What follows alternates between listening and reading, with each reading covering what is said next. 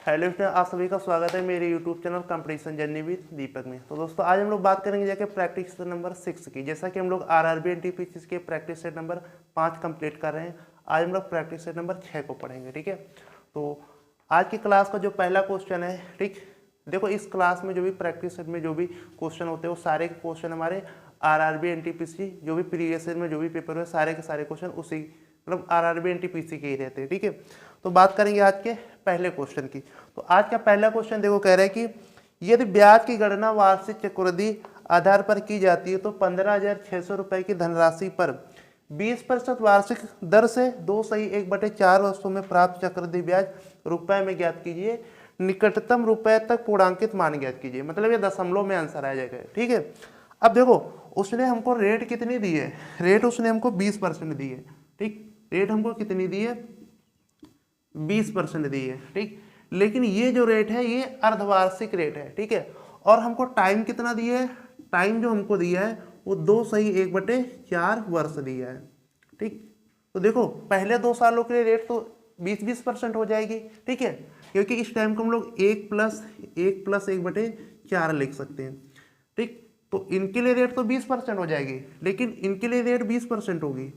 ठीक, लेकिन 1/4 साल की रेट कितनी हो जाएगी, 5% हो जाएगी। वो कैसे निकलेगी जाके, क्योंकि 20 का जब हम लोग 1/4 निकालेंगे तो कितना आ जाएगा जाके 5% आ जाएगा। ठीक, अब हमें देखो हम लोग क्या निकालेंगे जाके, प्रिंसिपल और अमाउंट का रेशियो। देखो 20% का मतलब कितना होता है, 20% मतलब होता है 1/5। तो पहले साल अगर 5 है, 1 की वृद्धि हो जाएगी, अमाउंट कितना हो जाएगा 6। ऐसे ही फिर क्या कह रहा है कि दूसरे साल 20% की रेट है तो 5 से अमाउंट 6 हो जाएगा। ठीक, तीसरे साल देखो रेट कितनी है 5% मतलब तो 1/20, 20 का मतलब हो गया जाके 20 से रेट 21 हो जाएगी। ठीक, अब हम लोग क्या करेंगे, यहाँ थोड़ा काट लो, 2 3 6, 2 3 6 और 4 5 6 20। तो यहाँ से हम लोग जब इनका गुणा करेंगे 5 का 3 बार तो 125, ये हमारा प्रिंसिपल आ जाता है। और यहाँ 9 21 9 189 हमारा कितना आ जाएगा, अमाउंट आ जाएगा। तो यहाँ पे जो हमको देखो ब्याज प्राप्त हो रहा है, कितना प्राप्त हो रहा है, यहाँ पे ब्याज हमको 64 रुपए का, ये हमारा प्रिंसिपल होता है, ये हमारा अमाउंट होता है। और इनका अंतर जो होता है हमारा क्या होता है, चक्रवृद्धि ब्याज होता है। देखो क्वेश्चन उसने हमको क्या दिया है कि देखो रेशियो में प्रिंसिपल कितना दिया है, 100, रेशियो में प्रिंसिपल हमको कितना दिया है 125 दिया है, कितना दिया है 125 दिया है। ठीक है, जबकि ऐसे कितना बोल रहा है प्रिंसिपल, 15,600 रुपए। ठीक है, और हमें 64 का मान बताना है। तो हम लोग क्या करेंगे जाके 25 25 125, 2 जीरो काटेंगे मतलब 100 को 25 चौको 100। ठीक है, अब हम लोग क्या करेंगे जाके 4 का 156 में गुणा कर देंगे तो 4 छंग 24 का 24 हो जाएगा। ठीक, 4 छंग 24 हासिल 2, 4 पंचे 20, 2 22 और 4 एकम 4 2 6, 624। अब हमें क्या करना है कि 624 में 64 का गुणा कराएंगे। देखो 64 का हम लोग 2 डिजिट का गुणा एक ही लाइन में कर सकते हैं। कैसे, 4 चक्को 16 के 6, 4 दूनी 8 और पीछे से 6 का गुणा करेंगे, 6 चौक 24, 24 8 कितना 32 हो जाएगा। और हासिल 1 था यहाँ पे तो 33 हो जाएगा, हासिल 3 आ जाएंगे। ठीक, फिर ऐसे 4 का गुणा 6 में, 4 छः 24 और 6 दूना 12, पीछे से 6 का गुणा। ठीक, तो 12 और 24 कितना 36 हो जाए, हासिल 3 39 के 9, हासिल कितना आ जाएगा, फिर से 3 आ जाएगा। अब हम लोग क्या करेंगे, 4 का तो सब में गुणा हो चुका है, अब 6 का गुणा करो, 6 36 3 39, तो ये कितना आ गया, एक ही लाइन में गुणा आ गया जाके। अब हम लोग क्या करेंगे, 5 से इसको भाग कर देंगे तो 5 सते 35 हो जाएगा, 4 5 9 45 और फिर बचेगा 4 5 40, 3 बचे, 5 सते 35, दशमलव मतलब कि 2 करके आएगा, एक बचेगा 0.2 करके। लेकिन हमसे पूर्णांक में मान पूछा है तो यही आंसर हो जाएगा 7987 रुपये, जो कि हमारा कौन सा ऑप्शन नंबर डी हो जाएगा। तो ऑप्शन नंबर डी क्या हो, इस क्वेश्चन का राइट आंसर हो जाएगा। और ये क्वेश्चन जो हमारा आरआरबी एनटीपीसी सीबीटी 2 2022 का पूछा गया क्वेश्चन है। ठीक है, हम लोग बात करेंगे अपने अगले क्वेश्चन की। अगला क्वेश्चन देखो हमारा क्या कह रहा है, अगला क्वेश्चन हमारा सिक्के से रिलेटेड क्वेश्चन है और कह रहा है कि ये क्वेश्चन हमारा आरआरबी एनटीपीसी सीबीटी फर्स्ट 2021 से पूछा गया क्वेश्चन है। कह रहे हैं कि 1 रुपये 50 पैसे और 25 पैसे के कुछ सिक्कों की कुल राशि 93.75 रुपये है और प्रत्येक प्रकार के सिक्कों का क्रमशः अनुपात 3, 4, 5 है। प्रत्येक प्रकार के सिक्कों की संख्या ज्ञात कीजिए। देखो उसने नंबर ऑफ कॉइन्स क्या दिया है जाके 3:4:5 दिया है। ये क्या हो गया जाके सिक्कों की संख्या का अनुपात, नंबर ऑफ कॉइन्स का रेशियो। ठीक है, अब जो हमसे पूछ रहा है कि सिक्कों की संख्या, प्रत्येक प्रकार के सिक्कों की संख्या बतानी है, तो जो हमारे सिक्के आएंगे वो इन्हीं के तो मल्टीपल में आएंगे ना, 3, 4, 5 के मल्टीपल में ही तो आएंगे। अगर हम लोग 5 का मल्टीपल कब कोई होगा, 5 के मल्टीपल में हमेशा या तो लास्ट में 0 आएगा या तो 5 आएगा। ठीक, तो अगर हम लोग ऑप्शन को देखें तो ऑप्शन नंबर जो हमारा बी है वही केवल राइट आंसर होगा, क्योंकि बी ही ऑप्शन जो नंबर है हमारा 45, 60 और 75 है। तो 5 का मल्टीपल तो केवल ऑप्शन नंबर बी में ही दिख रहा है ना, 75, क्योंकि लास्ट डिजिट 5 है। बाकी दो ऑप्शन नंबर बी और ए और सी तो हमारे लास्ट में 47, या ऑप्शन नंबर डी तो हमारा 57 है, जो कि हमारा 5 का मल्टीपल नहीं होगा। तो ऑप्शन नंबर बी ही क्या हो जाएगा, इस क्वेश्चन का राइट आंसर हो जाएगा। देखो ये तो तरीका हमारा हो गया जाके कि पेपर में अगर हम लोग पहले ऑप्शन से देखते हैं क्वेश्चन हो जाता है तो उसको कर लेते हैं। ठीक है, मान लो अगर ऑप्शन से क्वेश्चन ना होता तो हम लोग बात कर लेंगे इस टाइप के प्रश्नों को हम लोग करते कैसे, हम लोग इसका तरीका सीख लेते हैं। ठीक है, अब देखो क्वेश्चन में उसने सबसे पहले ये बोला है, क्वेश्चन में उसने ये बोला है कि सिक्के देखो किस किस प्रकार के हैं। सिक्के जो हैं 1 रुपए का सिक्का है, ठीक है, और जो कह रहा है कि 50 पैसे का सिक्का है उसको हम लोग रुपए में चेंज करेंगे तो 1/2 रुपए हो जाएगा। और जो 25 पैसे का सिक्का बोला उसको रुपए में चेंज करेंगे तो 1/4 रुपए हो जाएगा। ये 3 प्रकार के सिक्के हैं। अब जब उसने हमको क्या दिया है, नंबर ऑफ कॉइन्स का क्या दिया है हमको, नंबर ऑफ कॉइन्स का अनुपात दिया है। ठीक, वो किस अनुपात में, 3:4:5 में है। ठीक है, और एक चीज याद रखना कि अगर हमें नंबर ऑफ वैल्यू निकालनी है, नंबर ऑफ वैल्यू, ठीक है ना, अगर हमें नंबर ऑफ वैल्यू निकालनी है सारे सिक्कों की, जैसे 1 रुपए के सारे सिक्कों की नंबर ऑफ वैल्यू क्या होती है, तो हम लोग क्या करते हैं कि जो हमें 1 रुपए का सिक्का और टोटल कितने सिक्के हैं 3, तो हम लोग इनका क्या कर देंगे, ऐसे गुणा कर देंगे तो 3 रुपए आ जाएगा। ठीक, और ये क्या आ गया, 1 रुपए के सिक्कों की टोटल वैल्यू आ गई। ऐसे हम लोग जब इसकी वैल्यू निकालेंगे तो इसका क्या करेंगे, गुणा करेंगे तो 1/2 कट जाएगा तो 2 आ जाएगा। ठीक, ऐसे जब हम लोग इसका गुणा करेंगे तो 1/4 का 5 में गुणा करेंगे तो 5 × 1/4 देखिए दशमलव में आ रहा है, ये किस में आएगा जाके, दशमलव में। तो इसी दशमलव से बचने के लिए हम लोग जो हमको अनुपात दिया रहता उस अनुपात को नहीं लिखते हैं, डायरेक्ट हमें लिखना है कि इसी अनुपात में हम लोग क्या कर देंगे, गुणा कर देते हैं। पहले किसका गुणा करेंगे, यहाँ पे जो वैल्यू नीचे होती है, ठीक है ना, जैसे 2 और 4 के एलसीएम का गुणा कर देंगे तो 4 का जब हम लोग गुणा कर देंगे तो यहाँ से एक हमको नया अनुपात मिल जाएगा। क्या मिलेगा, 4 × 3 = 12 और 4 × 4 = 16, 4 × 5 = 20। अब हम लोग जो काम करेंगे जाके इस रेशियो पर करेंगे। ठीक, तो नंबर ऑफ कॉइन्स का एक जो नया रेशियो क्या हो जाएगा, ये हो जाएगा। इसमें क्या रहता है कि हमें दशमलव में नहीं आएगा जब हम लोग गुणा करेंगे। तो अब हम लोग यहाँ से क्या निकाल लेंगे, number of value, number of value निकाल लेंगे प्रत्येक प्रकार से सिक्कों की जो मतलब कि मान होगा। ठीक, अब देखो जब हम लोग 1 का गुणा 12 में करेंगे तो इसकी नंबर ऑफ वैल्यू कितनी आ जाएगी, 12 आ जाएगी, 12 रुपये आ जाएगी। 1/2 का 16 में गुणा करें, इससे नंबर ऑफ वैल्यू कितनी आ जाएगी, ठीक, कितनी आ जाएगी जाके, 8 रुपये आ जाएगी। ऐसे जब हम लोग 1/4 का 20 में गुणा करेंगे कितनी आ जाएगी, 5 रुपये आ जाएगी। ठीक, जबकि उसने क्वेश्चन में क्या बोल रहा है, क्वेश्चन में बोल रहा है कि टोटल जो हमें वैल्यू है, मतलब पैसे की जो वैल्यू है, ठीक, नंबर ऑफ वैल्यू नहीं है, हम लोग यहाँ पे कह सकते हैं मनी ऑफ वैल्यू। ठीक है ना, मनी ऑफ वैल्यू।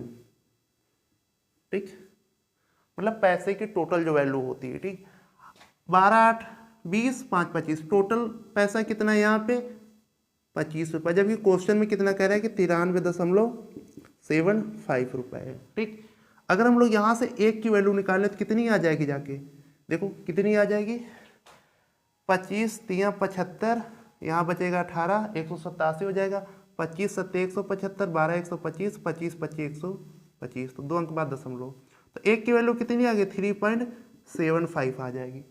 अब हमसे क्या कह रहा है, अगर हमसे पूछ रहा है कि नंबर ऑफ कॉइन्स बताने थे, हमें 12 की वैल्यू बतानी है, ठीक है ना।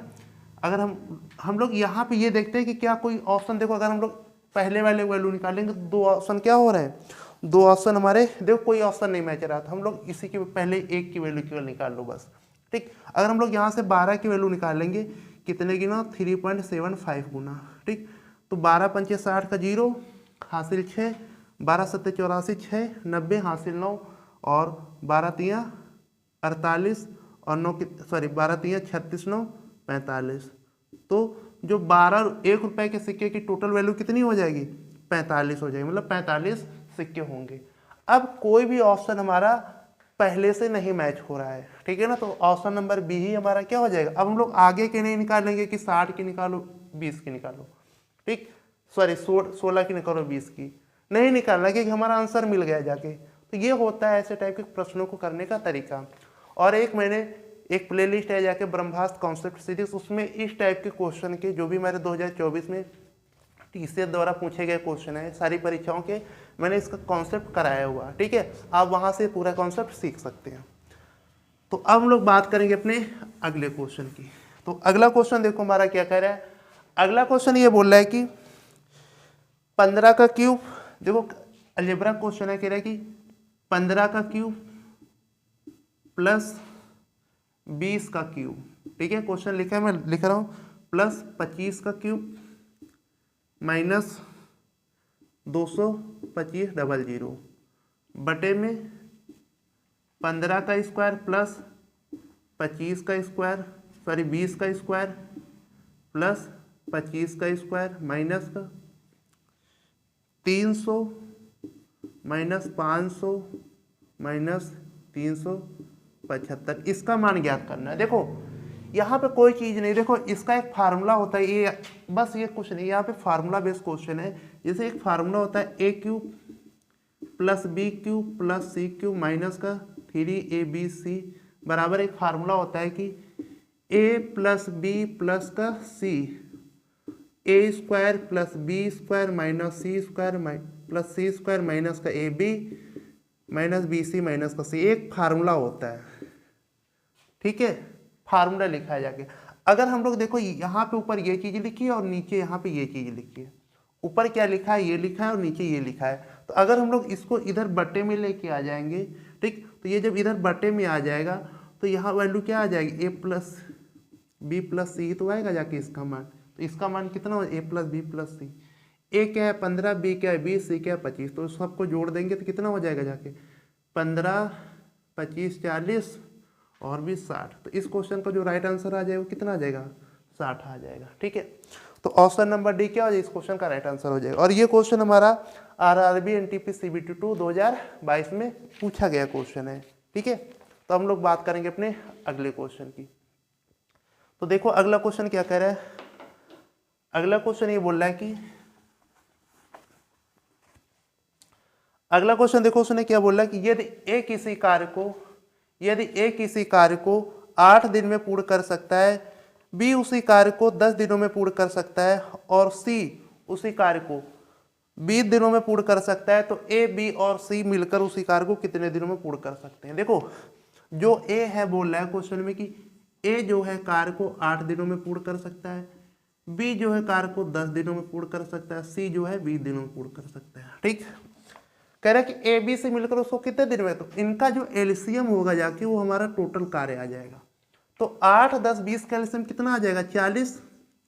अब हमें अगर ए की इफिशियंसी निकालनी है तो 8 से भाग कर 8 × 40, ऐसे बी की 10 चौको 40 और ऐसे सी की 6 आ जाएगी, ठीक। अब वो बोल रहा है कि ए बी सी तीनों मिलकर उस काम को कितने दिनों में करेंगे। तो देखो हम लोग क्या करेंगे जाके, ये जो टोटल कार्य है इस 40 को ए बी सी 5 4 9 6, सॉरी इसकी 2 इफिशियंसी आ जाएगी, 5 4 9 6 9 2 11, 11 की क्षमता से अगर कार्य करेंगे तो 11 तियाँ 33 और 7 बच जाएगा, 33 सही 3 सही 7 बटे 11 दिन में क्या कर लेंगे, वो कार्य को पूरा कर लेंगे, ठीक है। तो इस क्वेश्चन को जो right answer option number C हो जाएगा। ऐसे हम लोग, ये क्वेश्चन हमारा आरआरबी एनटीपीसी सीबीटी 2 2022 का पूछा गया क्वेश्चन है। अब हम लोग बात करेंगे अपने अगले क्वेश्चन की। तो देखो अगला क्वेश्चन हमारा ये बोल रहा है कि दो संख्याओं का अनुपात 3:4 है और उनका महत्तम समापवर्तक 4 है तो उनका लघुत्तम समापवर्तक ज्ञात कीजिए। देखो हमेशा याद रखना, अगर आपको दो संख्याओं का अनुपात कभी भी दे दे कि मान लो दो संख्याओं का अनुपात A/B है, ठीक, अगर आपसे दो संख्याओं का अनुपात क्या दे दे, A/B दे दे, ठीक, और उनका मान लो कि आपको HCF क्या दे दे, मान लो कि वो H दे दे, ठीक, तो जो उनका LCM होगा जाके वो हमेशा क्या होगा जाके H या ABH होता है। क्या होता है? AB/H होता है, ठीक है। तो ऐसे ही क्वेश्चन में हमको क्या दिया है, संख्याओं का अनुपात हमको कितना दिया है, 3:4 दिया है, ठीक है ना। तो इनका अनुपात कितना दिया है, 3:4 दिया है और HCF कितना, H का मान कितना दिया, 4 दिया है। तो जो हमारा LCM क्या हो जाएगा, AB/H, मतलब कि 3 गुणे 4 गुणे 4 कितना, 3 चौको 12 चौको 48, तो 12 क्या हो जाएगा, LCM हो जाएगा। तो ये चीज़ याद रखना जाके। तो ऑप्शन नंबर डी क्या हो जाएगा, इस क्वेश्चन का राइट आंसर हो जाएगा, ठीक। और ये क्वेश्चन हमारा RRB NTP CBT फर्स्ट 2021 में पूछा गया क्वेश्चन है। ऐसे हम लोग बात करेंगे अपने अगले क्वेश्चन की। देखो अगला क्वेश्चन कह रहा है कि अगला क्वेश्चन हमारा 2017 NTP CBT फर्स्ट में पूछा गया क्वेश्चन है, ठीक है। कह रहे कि श्री राम ने सावधिक जमा में 14,000 रुपए का निवेश किया, परिपक्वता पर उन्हें कितनी धनराशि मिलेगी यदि उन्होंने 6 माह के लिए 20% प्रतिवर्ष चक्रवृद्धि ब्याज दर पर, ठीक है, तिमाही रूप से संयोजित किया, निवेश किया। देखो हमको रेट उसने कितनी दी है, रेट तो हमको उसने 20% दी है, ठीक, लेकिन ये तो 20% जो हमको रेट दी है ये क्या है, वार्षिक रेट है, लेकिन वो तिमाही की बात कर रहा है। तो तिमाही के लिए हम लोग उसमें कितने का गुणा कर देते हैं, 1/4 का गुणा कर देंगे, ठीक। तो रेट हमारी कितनी आ जाएगी, 4 पंचे 20, मतलब रेट कितनी आ जाएगी, 5%, क्योंकि उसने तिमाही की बात की थी, ठीक है। अच्छा देखो ये तिमाही के महीने, देखो कैसे, जैसे हमको वार्षिक रेट दी है तो ये हमको 12 की वैल्यू दी है, 12 महीने की रेट दी है। तिमाही का मतलब होता है कि 3 महीने की निकालनी है, 3 से हम लोग गुणा कर देते हैं, ठीक। तो 3 चौको 12, 4 पंचे 20, तो ऐसे हमारी रेट निकल के आ गई जाके 5%, ठीक। अब हमको जब टाइम दिया है 6 माह दिया है, कितना दिया है, 6 माह दिया है, ठीक है। तो यहाँ पे 3-3 माह के 2 स्लॉट बनेंगे ना, 3-3 महीने के क्या 2 स्लॉट बनेंगे, तो टाइम यहाँ कितना हो जाएगा, 2 साल हो जाएगा। तो 5% की रेट से 2 साल का चक्रवृद्धि ब्याज कितना होता है, 10.25% होता है। या हम लोग इसको AB रूल से निकाल सकते हैं, ठीक है, AB रूल से, या आप डायरेक्ट याद रखो कि 10.25% होता है। ये तो ब्याज हो गया। हमसे पूछ रहा है कितनी धनराशि उसको टोटल मिलेगी, मतलब कि अमाउंट पूछा है, ठीक है। तो जो हमको 14,000 रुपये हमारा क्या है, उसने निवेश किया था, तो 14,000 रुपये जो हमारा क्या है, ये हमारा 100 का मान, मतलब 100% का मान हो, क्योंकि मूलधन हमेशा 100% होता है। और हमसे पूछ किसका रहा है कि 10.25% ब्याज है, तो धनराशि अमाउंट कितना हो जाएगा, 110.25 हो जाए, इसका मान पूछा है। तो यहाँ दशमलव से 2 जीरो कैंसिल हो गए, 1 जीरो यहाँ से कैंसिल हो गया, 2 पंची 10, 2 सत्ते 14, 7 का यहाँ गुणा कर देंगे, कितना आ जाएगा जाके, या हम लोग 5 से इसको भी इधर काट लेंगे जाके, 5 दूनी 10, 5 दूनी 10, 5 25, ठीक। हम लोग इसका गुणा करें, 5 सत्ते 35 और 5 दूनी 7 35, 7 दूनी 14, यहाँ से ले 7 दूनी 14 15, तो 15,435 रुपये क्या आ जाएगा, उसको टोटल धनराशि प्राप्त होगी जाके, ठीक। तो ऑप्शन नंबर डी क्या, ऑप्शन नंबर डी इस क्वेश्चन का राइट आंसर हो जाएगा। हम लोग बात करेंगे अपने अगले क्वेश्चन की। अगला क्वेश्चन देखो हमारा क्या कर रहा है, अगला क्वेश्चन जो हमारा है वो RRB NTPC CBT फर्स्ट 2021 का पूछा गया क्वेश्चन है। कह रहा है कि एक वर्ग की लंबाई और चौड़ाई में क्रमशः 30% और 20% की वृद्धि की जाती है, ठीक है। तो परिणाम स्वरूप निर्मित आयत का क्षेत्रफल वर्ग क्षेत्रफल से कितना अधिक होगा। देखो पहले तो क्या है, पहले तो वो एक मान लो वो कह रहे हैं कि वर्ग है, ठीक है, लेकिन जब उसकी लंबाई और चौड़ाई में अलग अलग हम लोग वृद्धि करेंगे, ठीक है, मान लो इसमें ये लंबाई मान लो हम करें 30% की वृद्धि, ठीक है, चौड़ाई में हम लोग करें 20% की वृद्धि, तो इसके बाद ये एक आयत ही तो बन जाएगा ना। तो कह रहा है कि ये जो आयत का क्षेत्रफल होगा इस वर्ग के क्षेत्रफल से कितना अधिक होगा। तो हम लोग क्या करेंगे, बस इसका सक्सेसिव निकाल लो। तो 20 30 ए बी रूल से, इस रूल से हम लोग करें, ए बी रूल होता है ए प्लस का बी प्लस ए बी अपान में 100, इस रूल से हम लोग निकाल लेंगे जाके, ठीक है। तो 10 20 20 30 जोड़ेंगे 50 हो जाएगा, और प्लस 20 इंटू 30/100 करेंगे तो 2 जीरो हमारे कैंसिल हो जाएंगे, 3 दूनी 6 कितना आ जाएगा 56%। आयत का जो क्षेत्रफल आ जाएगा वो कितना आ जाएगा जाके 56% अधिक होगा जाके वर्ग के क्षेत्रफल से। तो ऑप्शन नंबर सी क्या, ऑप्शन नंबर सी क्वेश्चन का राइट आंसर हो जाएगा। अब हम लोग बात करेंगे अपने अगले क्वेश्चन की। देखो अगला क्वेश्चन हमारा क्या कह रहा है, अगला क्वेश्चन हमारा ये बोल रहा है, कह रहा है कि यदि प्रेक्षणों, ठीक है, कुछ प्रेक्षण दिए हैं, कह रहा है कि में से प्रत्येक में 10 की वृद्धि कर दी जाए तो इनका नया माध्य कितना होगा। तो देखो हम लोग एक तरीका होता है सारे प्रेक्षणों का योग निकाल ले और जितने नंबर है उससे भाग करके हम लोग उसका माध्य निकाल सकते हैं, ठीक है। लेकिन हम लोग इस तरीके से नहीं करेंगे, योग नहीं करेंगे इतने सारे नंबरों को जोड़ना, ठीक है। हम लोग क्या करेंगे, इनको एक लाइन में ऐसे लिख लेंगे जाके कि 14, 22, 16, 24, 12, 8, 4, 18, 12, 10, ठीक है ना। ये हमने सारे प्रेक्षण लिख लिए। अब हम क्या करते हैं कि इनके बीच का ही कोई एक नंबर मान लो। तो हमने मान लिया कि इनका माध्य कितना है 14 हमने मान लिया। आप कुछ भी मान सकते, 14 मान लो, 15, 13, 12 जो मानना हो मान लो। लेकिन जो यहाँ पे मानोगे इसी से सबका कंपैरिजन कराओगे। अगर कोई ज़्यादा होगा तो उसको हम लोग प्लस में उतना ही लिख देंगे, अगर कोई कम होगा तो हम लोग उसको माइनस में लिख देंगे। जैसे अगर हम लोग 14 से 14 देखें तो अगर ये बराबर है तो इसको हम लोग 0 लिख देंगे, ठीक। अब 22 देखेंगे 14 से 8 ज़्यादा तो इसको हम लोग प्लस का 8 लिख देंगे। 16 को देखेंगे 2 ज़्यादा तो इसको हम लोग प्लस का 2 लिख देंगे। ऐसे 24 को देखेंगे तो ये 10 ज़्यादा तो हम लोग इसको प्लस का 10। 12 को हम लोग अब कम है तो माइनस का 2 लिख देंगे। 8 - 4 लिख देंगे। और ये 4 है यहाँ पे, ठीक। 4 को हम लोग क्या लिख देंगे, माइनस का 10 लिख देंगे। 18 को हम लोग प्लस का 4 और 12 को हम लोग माइनस का 2, 10 को हम लोग माइनस का 4, ठीक। अब देखो -4 + 4 कट गया, ठीक है, और +2 - 2 कट गया, -10 + 10 कट गया, ठीक है ना। अब देखो यहाँ बचा गया, ये 4 4 कट गया, 14 6 22, ये देखो 0। अच्छा सारे परीक्षण ही 14 22 तो 16 12 18 12 8 4 18 12 10, ठीक है। ये प्लस का 2 +2।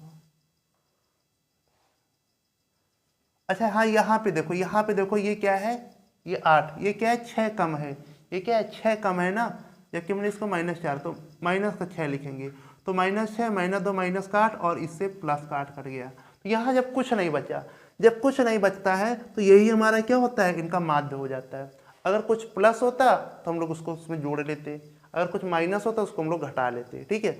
अब देखो अब वो कह रहा है कि मान लो इसका माध्य कितना है 14 है, ठीक है।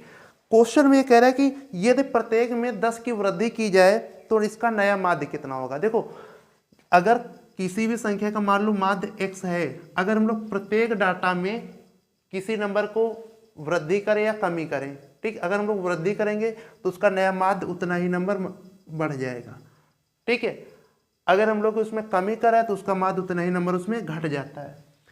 तो मान लो कि 14 जब माध्य है, अब प्रत्येक उसमें 10 की वृद्धि हो जाएगी तो नया माध्य कितना हो जाएगा जाके 24 आएगा जाके, नया माध्य क्या आएगा 24 आएगा। तो ऑप्शन नंबर बी क्या, ऑप्शन नंबर बी इस क्वेश्चन का राइट आंसर हो जाएगा, ठीक है। तो ये होता है तरीका। अब हम लोग बात करेंगे अपने अगले क्वेश्चन की। अगला क्वेश्चन देखो बहुत अच्छा क्वेश्चन है, जो कि हमारा आरआरबी एनटीपीसी सीबीटी फर्स्ट 2021 में पूछा गया क्वेश्चन है। कह रहा है कि एक पार्टी में 20 व्यक्ति हैं, ठीक है। यदि प्रत्येक व्यक्ति अन्य व्यक्ति से हाथ मिलाता है, मतलब ये हाथ मिलाने वाला क्वेश्चन है, ठीक है ना। यदि प्रत्येक व्यक्ति मतलब कि यदि प्रत्येक व्यक्ति से हाथ मिलाता है तो कुल कितनी बार हाथ मिलाए गए। तो देखो हम लोग ऐसे कुछ हम लोग बस ये देखते हैं कि कितने लोग हैं, ठीक, वो हमारा n होता है। लोगों की संख्या क्या होती है, n। कितने लोग हैं, 20 लोग हैं। तो इसका जो फार्मूला होता है n इंटू n-1/2 होता है। मिलाया गया हाथों की संख्या क्या होती है, n इंटू n-1 हो जाती है, ठीक है। तो यहाँ n का मान 20 है और 20 में कम करेंगे 19/2, 2 से काट देंगे 20 को 10 बार, गुणा करेंगे 19 में तो 190 आ जाएगा। तो 190 बार टोटल हाथ मिलेंगे जाके। तो ऑप्शन नंबर डी क्या, ऑप्शन नंबर डी इस क्वेश्चन का राइट आंसर हो जाएगा। अब हम लोग बात करेंगे अपने अगले क्वेश्चन की। अगला क्वेश्चन देखो क्या कह रहा है, ठीक है। अगला क्वेश्चन देखो बात करते हैं। अगला क्वेश्चन कह रहा है कि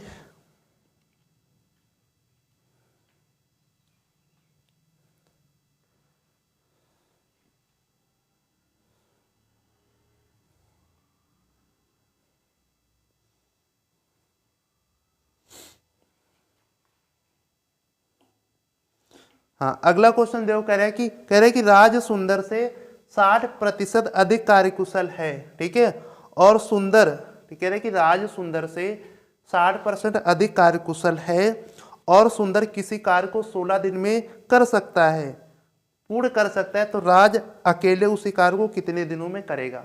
देखो उसने ये बोला है कि राज जो है सुंदर से, ठीक है, 60% अधिक कुशल है।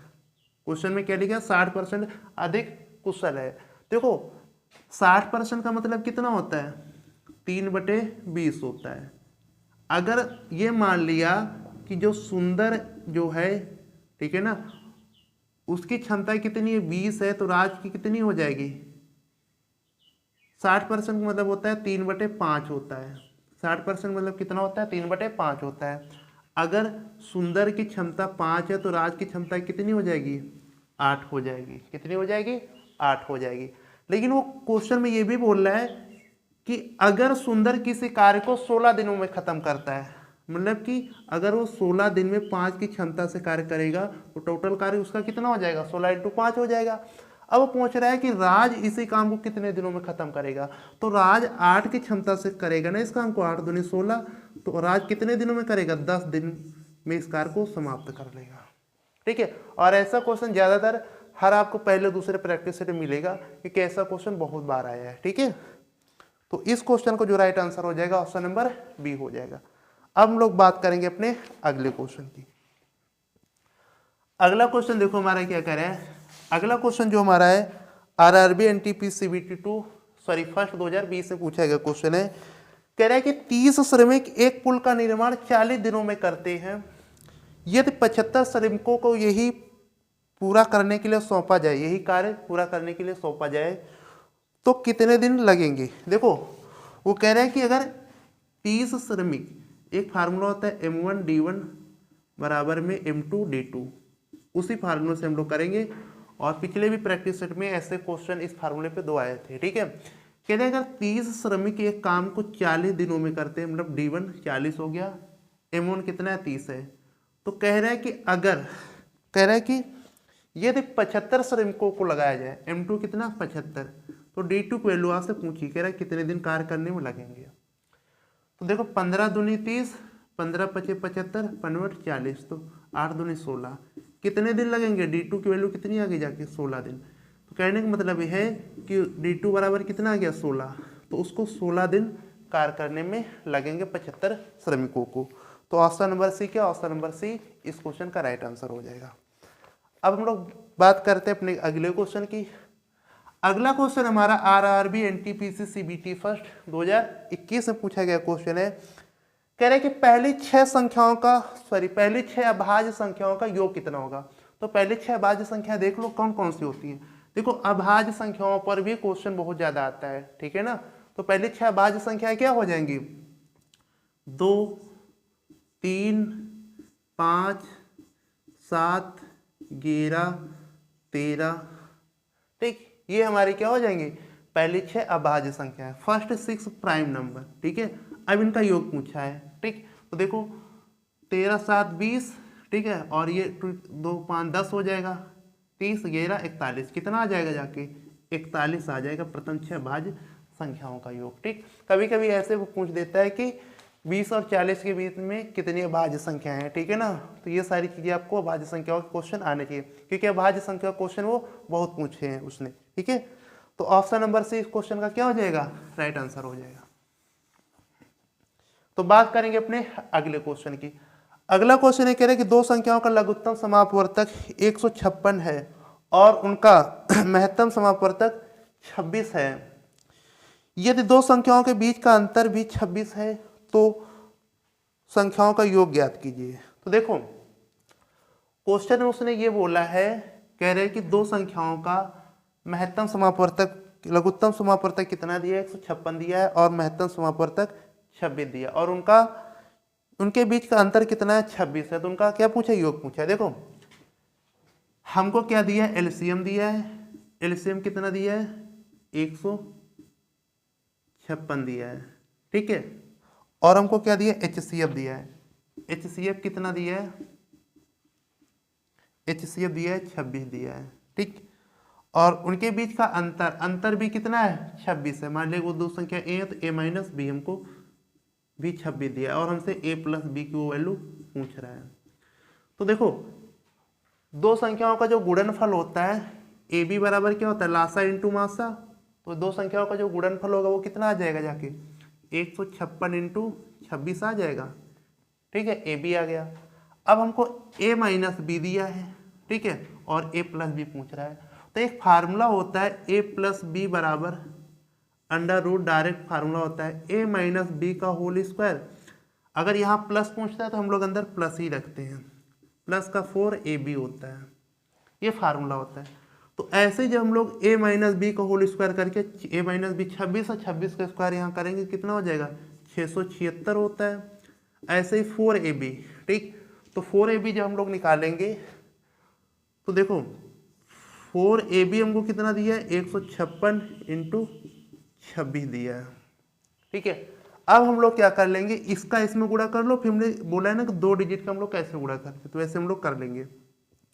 तो जब हम लोग इसका टोटल गुणा करेंगे जाके कितना आएगा, जाके 16900 आएगा। कितना आएगा, जाके 16900 आएगा, ठीक है। इसका टोटल हम लोग जब सॉल्व करेंगे, ठीक है। अब बस इसको क्या करना है, वर्गमूल ले लो, 169 का 13 और 2 0 का 1, तो 130 क्या हो जाएगा, उनका योगफल हो जाएगा जाके, ठीक। तो इस क्वेश्चन को जो राइट आंसर हो जाए ऑप्शन नंबर डी हो जाएगा।